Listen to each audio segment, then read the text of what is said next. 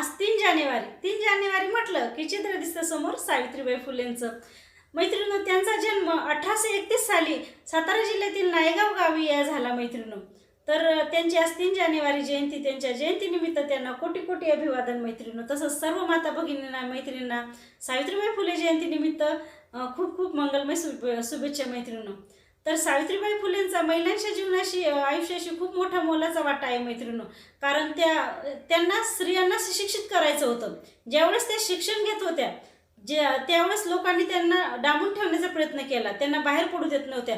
ते बाहेर पडल्या की त्यांच्या अंगावर शेणाचे गोळे, मातीचे दगडफेक असं करत होत्या मैत्रिणींनो. पण त्यांची जिद्द होती की मी शिकील आणि स्त्रियांना बाहेर काढील आणि शिक्षण देईन, सर्व स्त्रियांना सुशिक्षित करील. तर त्या स्त्री शिक्षणाच्या पहिल्या मानकरी आहेत मैत्रिणींनो.